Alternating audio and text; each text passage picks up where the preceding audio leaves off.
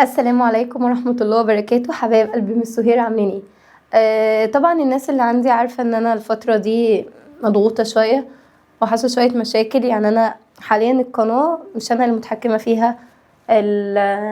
صحيت في يوم وليلة لقيت حرفيا كل اكونتاتي انا خارجة منها. معرفش والله ده حصل ازاي، معرفش مين، معرفش ليه. بس يعني الحمد لله انا عرفت ارجع حاجات وفي حاجات بحاول ارجعها، من ضمنها اليوتيوب. فده كان من ضمن اسباب التاخير ان انا اتاخر ده عليكم في الدرس التاني يعني.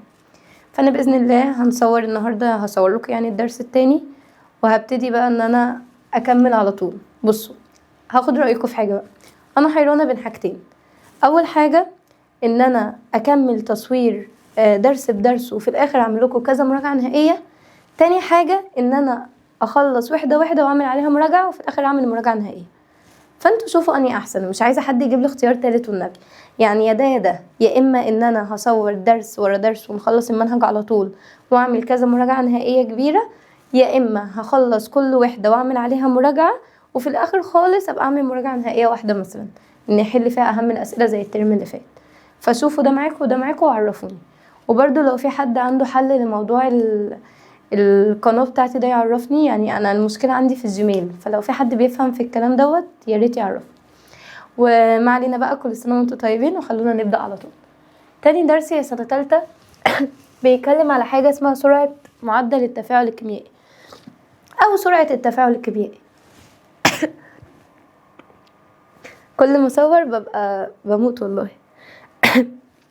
طيب واحده واحده، يعني ايه سرعه التفاعل الكيميائي؟ انا دلوقتي لو بعمل تفاعل، ممكن التفاعل ده يخلص معايا في دقيقه، ممكن يخلص معايا في ثانيه، ممكن يخلص معايا في ساعه، ممكن يخلص معايا في يوم، ممكن يخلص معايا في شهور، ممكن يخلص معايا في سنين.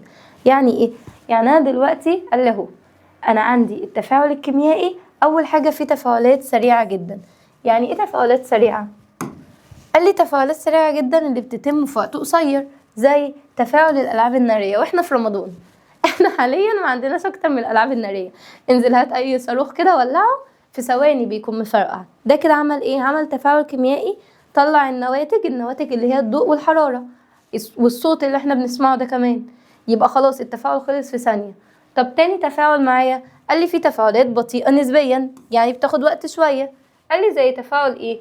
تفاعل الزيت مع الصودا الكاوية لتكوين الصابون.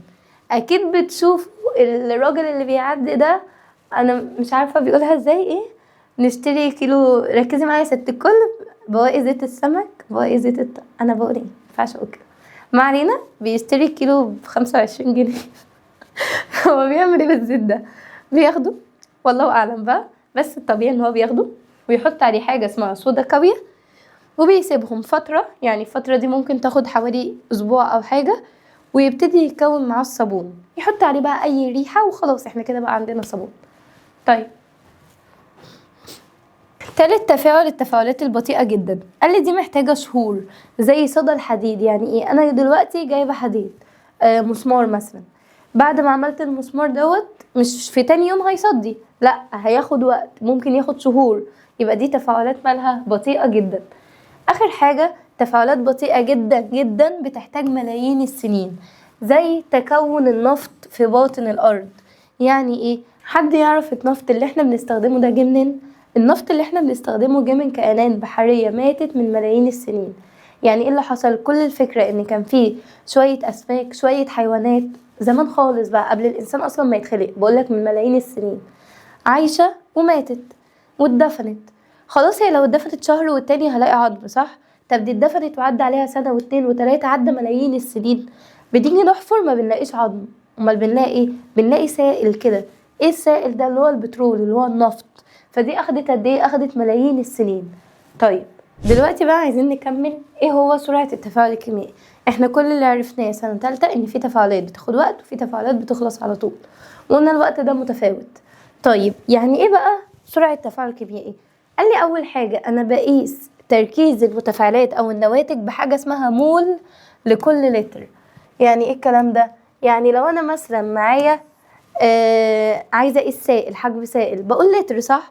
يعني هجيب لتر، 2 لتر كده. طب لو انا بعمل تفاعل كيميائي ما بقولش لتر، بقول مول لكل لتر، دي وحدة قياس. يبقى انا عندي سؤال مهم قوي، يتم او يقاس تركيز التفاعل الكيميائي بوحدة نقط، ايه هي؟ مول لكل لتر. طيب يجي بعد كده بيقول لي ايه؟ لو انا عندي، يعني خلينا اخرج بره دي عشان اعرف اشرح لكم اللي انا عايزاه. طيب يلا بينا بقى نفهم يعني ايه برضو سرعة التفاعل الكيميائي. خلاص عرفنا ان التفاعلات بتاخد اوقات مختلفة، وان في تفاعل بيحصل في سنين وفي تفاعل بيحصل في ثواني. طب يعني ايه بقى؟ قال انا عندي هنا، لو انا عندي رسمة بيانية كتبت هنا زمن يعني الوقت بيعدي، وكتبت هنا متفاعلات او تركيز يعني، بس ماشي. قال لي ايه اللي بيحصل؟ انا هلاقي لو ده المتفاعلات ايه اللي هيحصل لها بمرور الوقت؟ هلاقي ان هي هتبتدي تقل بمرور الزمن. يعني ايه الكلام ده؟ تخيلوا كده لو انا معايا شمعة، تمام، معايا شمعة مولعاها، الشمعة دي متفاعلات، طب ايه الناتج بتاعها؟ النار. طب ايه اللي بيحصل؟ طول ما الشمعة شغالة وطول ما الوقت بيعدي الشمعة عمالة تقل، يبقى المتفاعلات اللي بيحصل لها بتقل. طب ايه اللي بيحصل للنواتج؟ اللي بتزيد، يعني كل ما الشمعة تقل كل ما النار بتطلع. يبقى انا عندي كده تاني المتفاعلات تقل النواتج تزيد. لو انا بعمل فوار هاخد علاج، هجيب قرص الفوار ده متفاعلات، هحطه في المية هيفور هيطلع لي نواتج. الفوار عمال يقل والقرص عمال يدوب ويخلص والنواتج عمالة تزيد. يبقى انا عندي تفاعل كيميائي سرعته اللي بيحصل متفاعلات تقل نواتج تزيد. طب امتى اعرف ان التفاعل بتاعي خلاص تمام كمل خلص؟ قال لي لما كل المتفاعلات تخلص، خلاص كده خلصت كلها وكل النواتج تطلع ويثبت معايا التركيز. يعني بالله عليكم لو انا الشمعة ما طفتش يبقى انا ينفع اقول ان الشمعة خلصت؟ لا، ما هي طالما في نواتج لسه بتطلع يبقى المتفاعلات لسه موجودة، يبقى التفاعل ما خلص. طب امتى اقول خلص؟ لما ما الاقيش شمع ما الاقيش نار، يعني خلاص كده انتهى تركيز المتفاعلات وانتهى تركيز النواتج، خلاص سبته انتهى. دي مش قصدي ان هم خلصوا، سبته كل النار طلعت خلاص وكل النواتج المتفاعلات خلصت خلاص. طب امتى مثلا لو انا بحط فوار في الميه امتى اعرف انه خلاص تمام هشربه؟ لما كل الفوار يقل يعني القرص بتاع الفوار يبتدي يدوب والاقي خلاص الميه ثبتت على حاجه معينه وخدت اللون الجديد بتاعها. يبقى انا بعرف ان التفاعل خلص بثبوت المتفاعلات وثبوت النواتج. طب هنا قال لي ايه؟ تعالوا نبص عليها كده من الكتاب. قال لي اهو ايه اللي بيحصل. بصوا المتفاعلات عماله تقل النواتج عماله تزيد بمرور الزمن. يبقى المتفاعلات في الاول كانت 100%، ابتدت تقل لحد ما في الاخر خالص خلصت بقت 0. طب العكس بقى النواتج ابتدت تزيد. هو ايه اللي انا عملته ده؟ طيب بعد ما زادت في الاخر خالص بقت 100%. هي الاول خالص كانت 0 ما كانش فيه نواتج، يعني قبل ما اولع الشمعة ما كانش فيه نار، بس لما ولعتها ابتدت النواتج بقى تطلع لحد ما بقت 100%. طيب هنا بيقول لي بقى ايه سرعة التفاعل الكيميائي؟ هو التغير في ايه؟ في تركيز المواد المتفاعلة والمواد الناتجة من التفاعل خلال وحدة الزمن. واحدة واحدة بقى السؤال دوت. بصوا يعني ما كل حاجة بإذن ربنا، بس ده جاي في الامتحان هيجي بإذن الله بنفس المعادلة أو شبه، بس بإذن الله بنفسها. بيجي ايه؟ بيقولك تفكك غاز خامس أكسيد النيتروجين لغاز ثاني أكسيد النيتروجين وغاز الأكسجين. يعني ايه الكلام اللي بيحصل؟ قال لي يعني أنا عندي متفاعلات أهو، هحط المتفاعلات بتاعتي. بصوا المتفاعلات كانت أعلى حاجة ليها أهو، ايه اللي هيحصل لها بمرور الوقت؟ احنا قلنا المتفاعلات بتقل، بصوا ابتدت تقل تقل تقل تقل لحد ما وصلت للصفر. هنا حد يقول لي مكتوب 8، هقولك بدل لمست الخط ده 0، 8 دي زمن يعني خدت 8 ثواني وبقت 0 لأن الصفر اهو. طيب وايه اللي بيحصل؟ النواتج عمالة تزيد. طب هو لما تفكك طلع ايه؟ بصوا كده في المعادلة خامس أكسيد النيتروجين، هاجي اكتبه بصوا خامس أكسيد النيتروجين اهو. اللي بيحصل اللي هيتفكك يطلع ثاني أكسيد النيتروجين، ثاني أكسيد النيتروجين ويطلع أكسجين. طب عشان نوزن المعادلة هنلاقي الأو خارجة ب4 ادي 2 وادي 2 وداخلة ب5 مش موزونة، وهرجع ابص على الان هلاقيها داخلة ب2 وخارجة ب1، فمحتاجة احط هنا 2. ليه؟ عشان نظبط الأو والان. طب هنعمل ايه؟ نحط هنا 4. طب ايه اللي انا عملته ده برضو يا مس؟ يعني وزنتيها ازاي؟ عشان في ناس كانت كاتبالي في كومنتات مش عارفين الوزن. انا عندي الاول خالص لان داخله ب2 قبل ما اكتب الوزن واشيل الوزن ونوزنها سوا. انا كنت هقول الوزن على طول بس خلاص هعيده بدل انتوا كنتوا يعني انا افتكرت اللي انتوا كنتوا قلتولي اتلخبطتوا فيه. يلا كده، الان داخله باتنين، تمام، خارجه واحده، ما ينفعش، يعني انا المفروض هنا ازود. طب ثواني اكمل.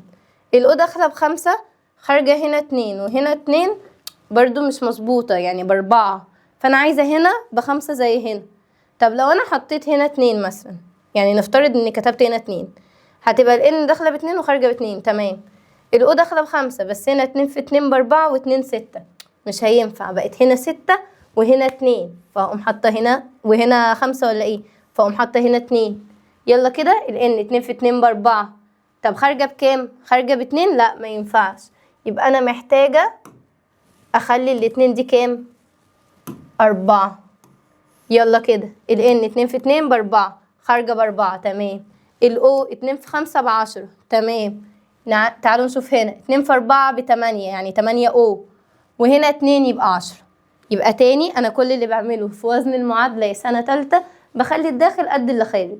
فانا عندي الاو كانت داخلة مثلا باتنين وخرجت بواحد، ما ينفعش، داخلة بخمسة وخرجت باربعة، ما ينفعش. بحاول اخلي ده قد ده، وافضل اجرب بقى في الارقام لحد ما تلاقيهم قد بعض، هي مش حاجة بتتحفظ. طيب نيجي نكمل. يلا كده قلنا ده الحل، ده المتفاعلات، انحل اهو، قل نسبته بقت صفر. مين هيبتدي يظهر؟ النواتج. طب بعينيكوا بالله عليكوا كده، الاوتو على بعضها خارجه واحده اهي، الاوتو. طب الان اوتو على بعضها خارجه كام؟ خارجه اربعة، يعني المركب ده 4 اضعاف ده، يعني اكتر منه بكتير قوي. فعشان كده هنا في النواتج بصوا عمل لي الاو اهي، زادت، يعني النواتج كانت صفر. هو ايه بقى اللي بيحصل ده؟ النواتج كانت صفر وابتدت تزيد اهو، الاوتو طلع، بس مين كان اكتر؟ الان اوتو، فعشان كده هو اللي بقى فوق اكتر. يبقى تاني كده انا معايا مركب اسمه خامس اكسيد النيتروجين، اتفكك، طلع ثاني اكسيد النيتروجين واكسجين. طب طلع مين اكتر؟ ثاني اكسيد النيتروجين، معاه 4، فخلاص حطيت ده اللي فوق والتاني تحت، في مشاكل؟ طيب يجي بعد كده نفس الكلام، قالك المتفاعلات هتقل والنواتج ايه؟ هتزيد.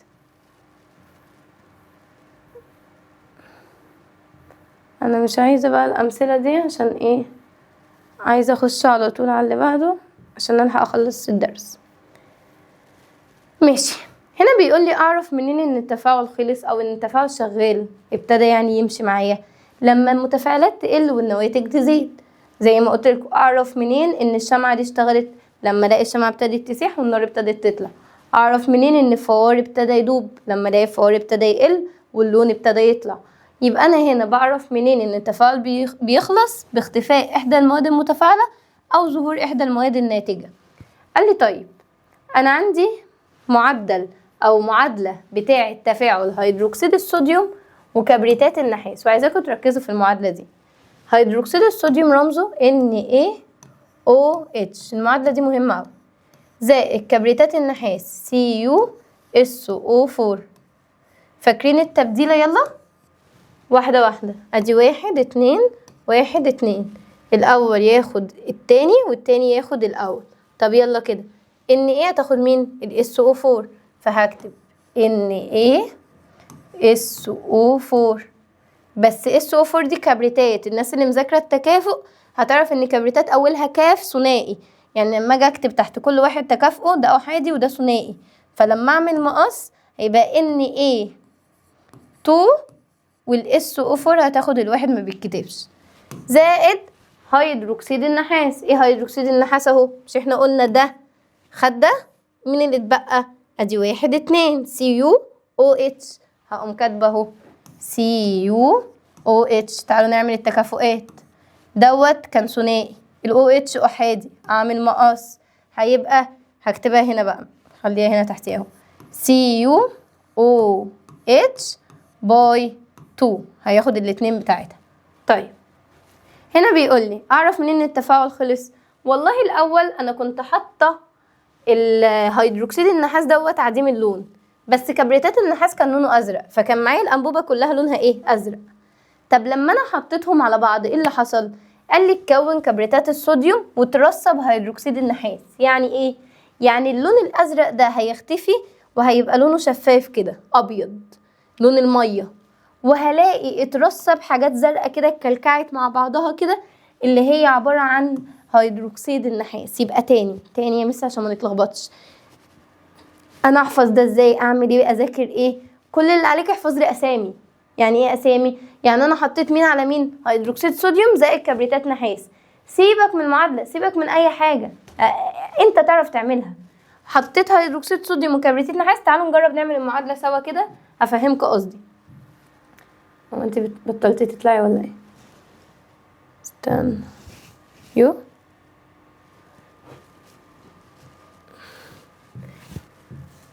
يلا. حطيت هيدروكسيد صوديوم وكبريتات نحاس، هقوم كاتبه اهو هيدروكسيد صوديوم زائد كبريتات نحاس. يلا كده هيدروكسيد صوديوم هقوم كاتبه تحت كل واحد اسمها هيدروكسيد OH، صوديوم Na، احادي اعمل مقص هيبقى NaOH زائد كبريتات النحاس. يلا نعملها. كبريتات SO4 نحاس Cu. هو بيلون لوحده ليه؟ ماشي. الCU ثنائي، طب الكبريتات كمان ثنائي، يطيروا مع بعض هيتبقى لي ايه؟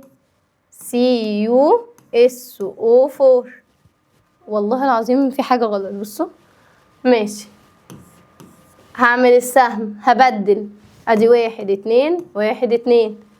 ماشي يلا كده. 1 Na تاخد الاتنين هنا، يبقى Na بس احنا قايلين ده ثنائي، يبقى Na2SO4 زائد 1 هنا تاخد 2 هنا، يبقى Cu تاخد OH، يبقى زائد Cu بس قايلين ان هي ثنائي فالOH تاخد 2. السلام على التلوينة، شايفين السبورة بتوجب. ماشي لحد هنا في مشاكل؟ نكمل. قال لي هنا العوامل اللي بتأثر على التفاعل الكيميائي. من اول هنا الجزء ده لذيذ قوي. يعني ايه الحاجات اللي بتزود سرعة التفاعل الكيميائي؟ قال لي اول حاجة طبيعة المتفاعلات نفسها. يعني برضو عايزة ايه؟ الحاجات اللي بتخلي التفاعل يخلص بسرعة، ده اللي انا عايزة اقوله. يعني امتى التفاعل معايا يخلص اسرع؟ امتى؟ ايه الحاجات اللي تخلي التفاعل يخلص على طول؟ طب واحدة. طبيعة المتفاعلات يعني نوع المادة اللي انا هستخدمها يا سنة تالتة. ما انا ممكن استخدم مادة بتدوب بسرعة، ممكن استخدم مادة ما بتدوبش. يعني انا ممكن اروح اجيب حجر واحطه في مية، مش هيحصل تفاعل، فاهمين؟ يبقى انا هشوف طبيعة المادة اللي هستخدمها. تاني حاجة تركيزها، هل انا مستخدمة كمية بسيطة ولا كمية كتير؟ تالت حاجة درجة الحرارة، يعني انا بعمل التفاعل دوت في جو ساقع ولا حر ولا مسخنة ولا مش مسخنة. رابع حاجة العوامل الحفازة والانزيمات. واحدة بقى. لو قلت اول واحدة طبيعة المتفاعلات، قال انا عندي مواد نوعين حسب نوع الترابط. يعني ايه نوع الترابط؟ بصوا كده، قال انا عندي مركبات ايونية وعندي مركبات تساهمية. طيب الايونية دي عبارة عن ايه والتساهمية عبارة عن ايه؟ وانتوا هتحكموا. الايونية بتبقى عبارة عن ايون موجب وايون سالب. يعني ايه يا مس؟ يعني انا لو قلت ان 11، يلا نوزع 2 8 1، هيفقد الواحد ده صح؟ طب يلا Cl 17 2 8 7.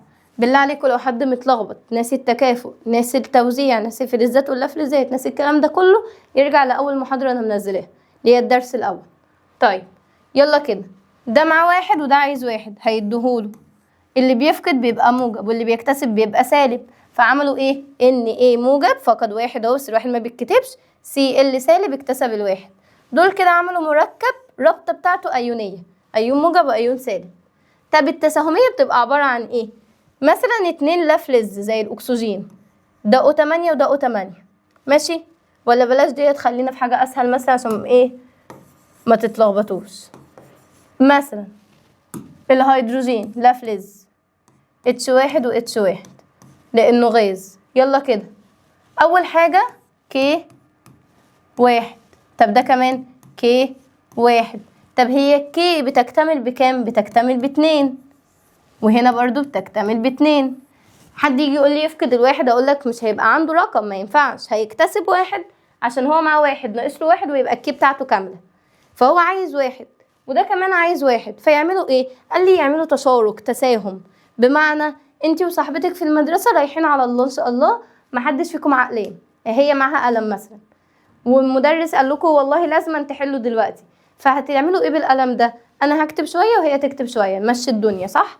نفس الكلام اهو، ده عايز واحد وده عايز واحد، فده يقول لده والله يا عم خد الواحد اهو، فالتاني يجي يقول له انت هتعلي عليا، لا خد انت الواحد اهو، يتعازموا بقى على بعض، اللي هو انت مش احسن مني، خد الواحد، يقول له لا خد انت الواحد. في الاخر يعملوا رابطه اسمها رابطه تساهميه، اتشاركوا بواحد الكترون، بحيث ان ده يدي لده الواحد فده يبقى 2 ويكتمل، وده شويه كده يديله الواحد فده يبقى 2 ويكتمل. طيب الرابطه التساهميه دي بتخليهم ايه؟ ده اتش وده اتش، فبتخليهم يتحولوا بدل ما كان اتش بس بقت اتش 2. طيب هنا بيقول لي تحسوا مين اقوى كده؟ يعني ده السي ال خد ال ان ايه عشان مصلحه، خد منها الالكترون عشان كده مكمل معاها، ما بيحبهاش، ده صالونات، ده هو خدها بس شايفين مسلسل موناليزا، خدها عشان الارض، ده خدها عشان الالكترون، فهو ما بيحبهاش، في ثانيه يطلقها ويبعد عنها، فبيتفككوا بسهوله. يعني لو لقى حد تاني يديله الكترون خلاص هو مش عايزها هي لنفسها، هو عايز الالكترون، فبيتفككوا. انما دوت متشاركين متساهمين، مش عايز يشارك حد تاني، ده بينهم رابطه قويه، فدول ما بيتفككوش بسهوله. فانا عندي المركبات الايونيه اهو، قال لي دي سريعه في التفاعل، ليه؟ لان هي بتتفكك كليا لما تدوب في الميه، فيبقى التفاعل ما بين ايونات، يعني ال NaCl ده هيبقى Na لوحده وCl هيبقى لوحده، فيبقى التفاعل سريع، كل واحد هيخلص لوحده. طب هنا قال لي لا دي بطيئه، ليه بطيئه؟ لان يصعب تأينها، يصعب تفككها في الميه، ما بتتفككش، فيبقى التفاعل مش مع حاجه لوحدها، يعني مش هيبقى مع اتش لوحده، لا ده هما سوا هيبقى مع اتش 2. يبقى تاني كده انتوا مش عليكم القصه اللي انا قلتها دي كلها، بس انا عايزاكم تفهموا. لو انا سالتك اني احسن او اني اسرع، هتقولي الاحسن او الاسرع الايونيه، ليه؟ لان هي بتتفكك على طول. طب التساهميه لا دي بطيئه، ليه؟ لان هي ما بترضاش تتفكك، مرتبطه قوي ببعضها. هنا برضو بيسألك سؤال، تفاعل ماليش دعوة بالأسامي سريع، أول ما قال لي سريع خلاص يبقى لأنه كان بين إيه؟ أيونات وبعضها، لأن هي مركبات أيونية. طيب تاني حاجة بتأثر على التفاعل حاجة اسمها مساحة السطح. مساحة السطح دي معناها إيه؟ تخيلوا كده يا سنة تالتة، لو أنا جايبة مكعب سكر وشوية سكر بودرة، بالله عليكم مين اللي هيدوب أسرع؟ وجربوها، هاتوا السكر اللي هو المكعبات ده وسكر بودرة ودوبوا الاتنين في مية، هتلاقوا البودرة ده بأسرع. ليه؟ دي حاجة اسمها مساحة السطح المعرضة للتفاعل. أنا لو معايا بصوا، لو أنا افترضت إن ده المكعب ماشي، مكعب السكر بيبقى متطبق كده إيه ومقفول وجواه سكر، صح؟ مش هو بيبقى هنا سكر وهنا سكر؟ لما أنا أجي أدوبه كله، أنهي حتة اللي معرضة للتفاعل؟ اللي بره، يعني السطح من هنا وهنا وهنا وهنا، صح؟ إنما لو أنا مفتتاه، يعني لو كله كده متفتت حتت، هيبقى أنهي اللي متعرض للتفاعل؟ كله، صح كده؟ فكل ما يبقى السطح اللي متعرض للتفاعل اكبر كل ما التفاعل يخلص على طول. ما انا لو جايبه المكعب مقفول، اللي بره بس هيتفاعل واللي جوه لسه، لما اللي بره يخلص هيخش على اللي جوه. طب ما انا عايزه كله يتفاعل ونخلص، يبقى فتته. نفس الكلام اهو، قال لي لو انا عندي ماده متفتته، ماده على بعضها وماده متفتته، اللي بيحصل قال لي اللي على بعضها دي التفاعل بيبقى مع السطح الخارجي بس، يعني بصوا دي المواد اللي عايزه تتفاعل معاها بتتفاعل من بره بس اهي، انما لو متفتته هتعرف تخش بقى جواها والتفاعل يخلص. يبقى قال لي لو حته كبيره مساحه السطح بتاعتي قليله مش متعرضه كلها يبقى التفاعل بطيء. طب لو هي متفتته كده ومساحه السطح كبيره يبقى التفاعل سريع. يبقى كل ما مساحه السطح تزيد كل ما سرعه التفاعل الكيميائي تزيد. طيب هنا قال لي تجربه هي تاكد الكلام اللي احنا بنقوله. هجيب حمض هيدروكلوريك مخفف، حلو، وهجيب كتلتين من الحديد، واحدة على هيئة برادة يعني حديد بودرة، وواحدة على هيئة قطعة حديد مسمار مثلا. طب ايه اللي هيحصل؟ بصوا هنا ده حمض وده حمض، نفس الحمض نفس التركيز نفس القوة، هو حمض الهيدروكلوريك المخفف ال HCl. هنا حطيت حديد بودرة يعني متعرض كله للتفاعل، وهنا حطيت حتة حديد مقفولة.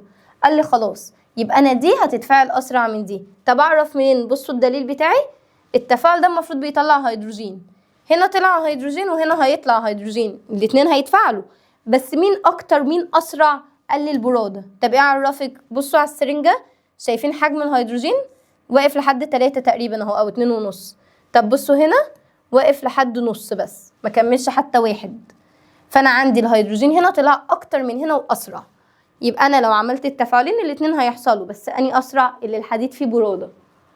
يبقى هنا اهو المعادلة، انا حطيت حديد Fe زائد حمض الهيدروكلوريك HCl هيديني FeCl2 زائد H2.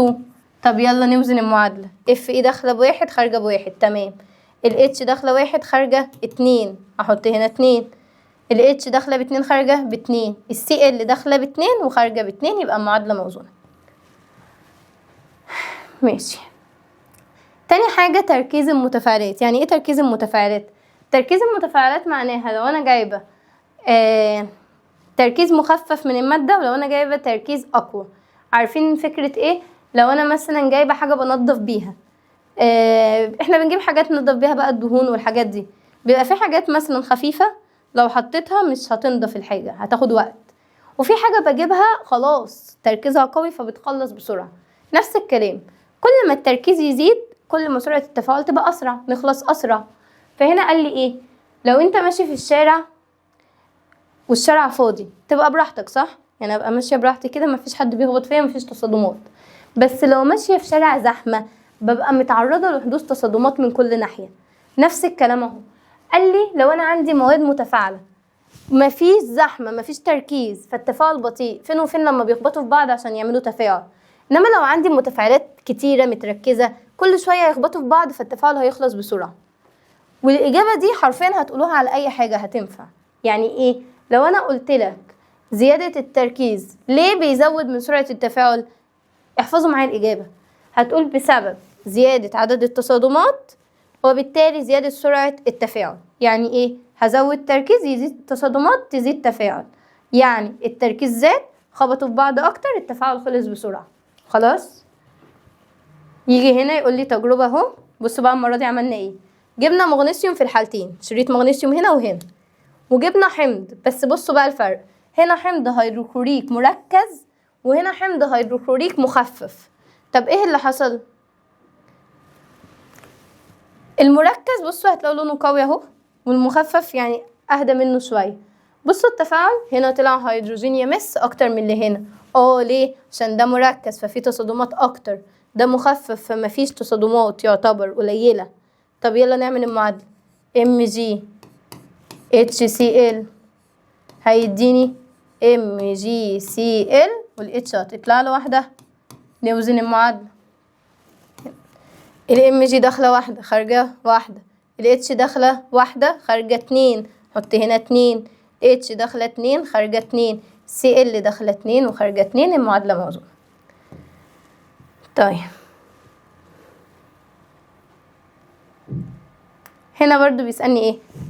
لو انا حرقت سلك ألمونيوم هقول لكم حاجة برضو بمناسبة رمضان، عشان انتوا بتجيبوا السلك وتحبوا تولعوا فيه تقعدوا تعملوا كده، دي بنعمل الحركة دي علشان السلك لما بعرضه للهواء للأكسجين بيولع أسرع فيطلع نار أكتر. ليه؟ لأني بعمل كده زيادة تركيز للأكسجين فبخلي التصادمات أكتر فالنار تطلع أكتر. نفس الكلام هنا قال لي لو أنا جبت سلك تنظيف وحطيته في أكسجين نقي أو في الهواء، النقي ده يعني أكسجين مركز، قال لي يبقى طبعا ده هيكون أسرع. ليه؟ قال لي زيادة تركيز الأكسجين وبالتالي هتزيد سرعة التفاعل الكيميائي. تالت حاجة درجة الحرارة. بيقول لي هنا ايه اللي هيحصل عند رفع درجة الحرارة. تخيلوا كده يا سنة تالتة بتسووا أكل، بتعملوا مثلا بتعملوا أكل ايه؟ مش جايب بالي أكل، هو إني جعانة والله. بنعمل مثلا بنسلق بيض، ماشي، وموطية النار، هياخد وقت صح؟ بس لو عليتها هيستوي أسرع. لو بنقليه مثلا، لو أنا موطية النار وعملت البيضة وسبتها هتاخد وقت عقبال ما تستوي، بس لو عليت النار هتستوي على طول، ممكن تتحرق كمان. يبقى أنا عندي كل ما أزود الحرارة كل ما التفاعل يبقى أسرع. قال لي أهو تعالوا كده دي تجربة جميلة قوي. عارفين الأقراص دي فيتامين سي تبقى أقراص مدورة كده، بنجيب 2 منهم ونحط واحدة في كوباية باردة والتانية في كوباية سخنة. اللي في كوباية سخنة هتدوب أسرع. قال لي اهو بصوا الكوباية السخنة دابت على طول، انما الباردة لا. ليه؟ هقوله بسبب زيادة درجة الحرارة، فبتزود سرعة التفاعل الكيميائي عشان بتزود عدد التصادمات. ده برضو سؤال مهم، بيقول لي ليه بحط الاكل في التلاجة ما بيبص؟ اشمعنى؟ ايه الفكرة في التلاجة يعني؟ انا لسه قايله لو الجو حر التفاعل بيزيد. طب ما هو البكتيريا بتيجي على الاكل، لو الجو حر تفاعل البكتيريا هيزيد على الاكل، بس لو الجو ساقع التفاعل هيقل. فانا لما بحط الاكل في التلاجة الدرجة المنخفضة دي بتبطئ سرعة التفاعل، ففي ساعتها بتبطئ تفاعل البكتيريا مع الاكل، عشان كده مش هيتلف الطعم. بعد كده حاجة اسمها العوامل الحفازة. ايه العوامل الحفازة دي؟ قال لي في تفاعلات بتبقى بطيئة جدا وفي تفاعلات سريعة جدا. طب انا ممكن اكون بعمل تفاعل هو بطيء بس انا عايزاه يخلص بسرعة، او تفاعل سريع بس انا عايزاه ياخد وقت. اشمعنى؟ مثلا انا كسهير مثلا احيانا كنت بعمل تفاعلات ببقى محتاجاها تخلص عشان ببقى مرتبطة بوقت امتحان معين، فانا التفاعل لو سبته ياخد وقته الطبيعي ممكن ياخد ساعتين، وانا امتحاني مثلا مدته ساعة فما ينفعش. فساعتها بستخدم حاجة اسمها عامل حفاز. ده بيعمل ايه؟ مجرد ما احطه على التفاعل بتاعي بيخلصولي في ساعتها، خلاص مش محتاجة استنى الساعتين دول. طيب نفس الكلام لو العكس، انا مثلا عايزة اعمل تجربة واصورها تصوير ايه واضح، بس انا التجربة دي بتتعمل في ثانية ملحقش اصورها، مجرد ما احط الحاجة خلاص، فبحط عامل حفاز يبطئ. اللي يبطئ ده بقى يعمل ايه؟ يخلي التفاعل ياخد وقت، فالحق اصوره الحق ادرسه كده. فقال لي العوامل الحفازة بسبب ان في تفاعلات بطيئة وواحدة تانية سريعة، ده بستخدمه لزيادة او خفض سرعة التفاعلات. يبقى يستخدم في ايه حاجة؟ طب ايه؟ ما علينا، يستخدم لخفض او زيادة سرعة التفاعلات. فهنا قال لي ايه هو بقى العامل الحفاز؟ هو في يا جماعة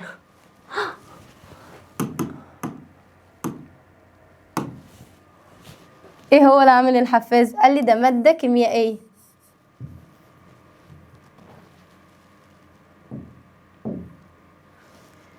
مادة كيميائية بتغير من معدل التفاعل بس دون أن تتغير، يعني هي ما بتتأثرش بحاجة. وهنقول يعني ايه دلوقتي. هنا قال لي أنواع تفاعلات الحفز، يعني أنواع العوامل الحفازة. قال لي في حفز موجب وفي حفز سالب. موجب دي يعني بتسرع، السالب دي يعني بتبطئ زي ما أنا قلت لكم. هنا بقى دي مهمة قوي، العامل الحفاز اللي بستخدمه ايه الخواص بتاعته؟ قال لي اول حاجه ان هو بيغير من سرعه التفاعل، تمام، بس ما بيأثرش على بدء او ايقاف التفاعل. يعني مش هو اللي يخلي التفاعل يخلص، او هو اللي يعني مش هو اللي يوقف التفاعل ده يخليه يخلص خلاص مره واحده، ولا هو اللي يشغل التفاعل. هو التفاعل كده كده شغال، بس هو يا اما هيسرع يا اما ايه هيبطأ. طيب تاني حاجه غالبا ما تكفي كميه صغيره منه، يعني مش محتاجه اشتري عوامل حفازه كتيره، كميه صغيره تمام.